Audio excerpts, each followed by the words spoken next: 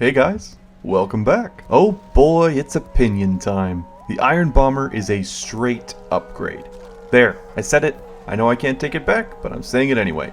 It's better than the default grenade launcher in every single way, and there is not a single situation in which stock is outright better. When I made my video talking about TF2 being a secret pay-to-win game, I got some comments here and there disagreeing with my point that playing stock demo is always less effective than running Iron Bomber, calling it a side grade and situational.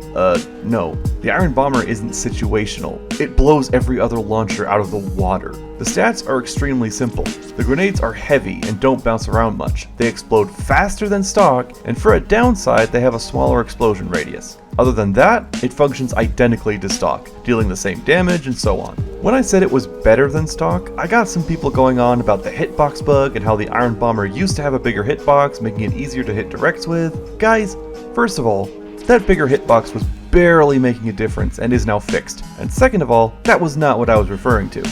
You can't bug fix the Iron Bomber into being a side grade because its position as the best launcher comes not from bugs but from its core stats. So let's go over these bit by bit and reveal why even the stated downside of the Iron Bomber is actually sometimes an upside. The obvious thing to talk about here are the rollers. When you miss with the Iron Bomber, the grenades fall to the ground and stay pretty much in the same spot, barely moving at all. This turns them into miniature timed sticky bombs and means a miss with the Iron Bomber is really just a delayed hit if the enemy doesn't move. This is the best of both worlds. You can damage people directly with the pipes or use rollers as discount sticky bombs for area denial. I have gotten so many kills with missed pipes that would not have happened with the grenade launcher. Sometimes it's the person I was aiming at, other times an unfortunate random who walked over my ticking time bombs. The shorter fuse time on grenades makes these roller traps even easier to pull off reliably. But here's the thing, the shape of the grenades matters too. The grenade launcher has these pill-shaped bombs that tumble and spin through the air after being launched, making each one have a slightly different projectile speed since TF2 actually calculates air resistance on these things. Having a spherical grenade makes it a lot easier to aim since your grenades aren't randomized in where they'll go. The stock launcher essentially has random bullet spread,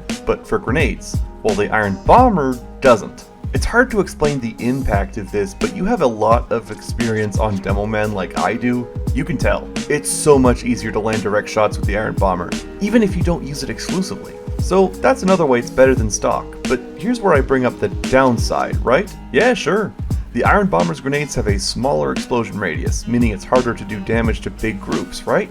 No, not really. Look, you're just gonna have to trust me on this one. I've played, a lot of Demo Man, and most of that time has been spent using the Iron Bomber, and I've never had trouble with killing big groups. Never. The explosion radius nerf hardly comes into play, but I'll tell you where it does matter: self-damage. One of the main ways Demo Man is kept in check is that he hurts himself with his own grenades. He can't fight people that are too close to him, he's more comfortable at a middle range. But the Iron Bomber has a smaller explosion radius while doing the same damage, meaning you can get closer to people without damaging yourself, and that does come up quite frequently. If I'm fighting a stock demo at point blank range and I'm using the Iron Bomber, I have a distinct advantage in almost every way, despite using the so-called side grade. And on top of all that, you can explosive jump with the Iron Bomber's grenades, very reliably and with a similar effectiveness to sticky jumping. This means you can equip a shield and still be able to blast jump wherever you want, and you have pipe grenades. The Iron Bomber is a monster of a weapon that just does so many different things, all of them beneficial, and the downside is not only meaningless, it's a situational upside. Every experienced demo man uses the Iron Bomber at almost all times because it's not a situational side grade to stock, it's just